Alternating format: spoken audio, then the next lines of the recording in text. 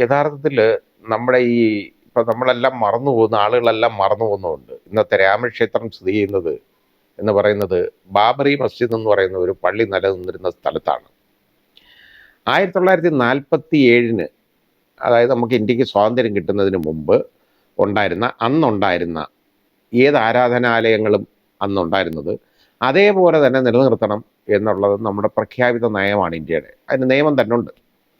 പക്ഷേ അതിനെയെല്ലാം മറികടന്നിട്ട് അന്നിപ്പോൾ 1947 ബാബറി മസ്ജിദ് ഉണ്ടായിരുന്നു എന്നുള്ളതിന് ആർക്കും തർക്കമില്ല. ബാബറി മസ്ജിദ് അന്ന് ഇത് തകർത്തു. ആ തകർക്കുന്നതിന് നേതൃത്വം കൊടുത്തതെന്ന് പറയുന്നത് യഥാർത്ഥത്തിൽ ശ്രീ LK അദ്വാനിയാണ്. അദ്ദേഹത്തിന് ഇന്ന് ഭാരതരത്നം നിര കൊടുത്തിട്ടുണ്ട് കേട്ടോ.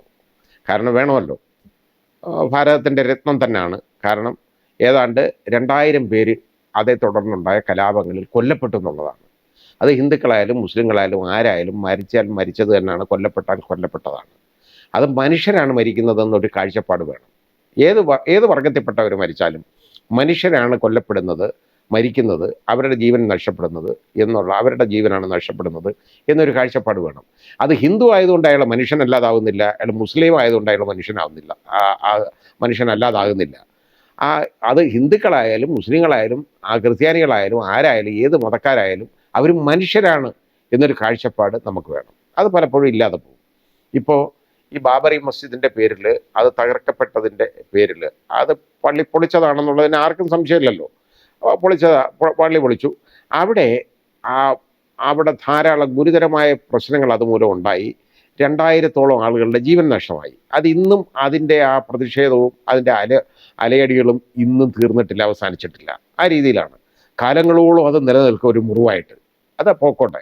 അവിടെ ഇപ്പോൾ ക്ഷേത്രം ഉണ്ടായി, അത് വളരെ സന്തോഷം. പക്ഷേ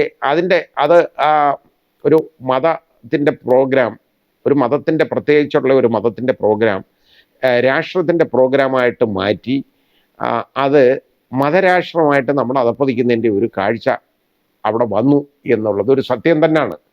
അതിനകത്ത് വ്യത്യാസമൊന്നുമില്ല. കാരണം ഗവൺമെൻറ് പ്രോഗ്രാം അല്ല ഇത്. പക്ഷേ അവിടെ ഹെലികോപ്റ്റർ, അതായത് മിലിറ്ററിയുടെ ഹെലികോപ്റ്റർ കൊണ്ടുവന്ന് അതിൽ പുഷ്പവൃഷ്ടി നടത്തുക, ഇതൊക്കെ ചെയ്യുമ്പോൾ ഈ ഹെലികോപ്റ്റർ എന്നൊക്കെ പറയുന്നത് എല്ലാ ജനങ്ങളുടെയും വകയല്ലേ യഥാർത്ഥ മിലിറ്ററി എന്നൊക്കെ പറയുന്നത്. ആ മിലിറ്ററിയുടെ ഹെലികോപ്റ്റർ എന്ന് പറയുന്നത് അതായത് നമ്മുടെ വായുസേനയുടെ വിമാനങ്ങൾ കൊണ്ടുവന്ന് അതിനകത്തു നിന്നാണ് ഈ പുഷ്പവൃഷ്ടിയൊക്കെ അവിടെ നടത്തി. അത് പോയിക്കോട്ടെ, അത് സാരമില്ല. ഏതോ ആഘോഷമൊക്കെ നടത്തി അതങ്ങ് തീർന്നു.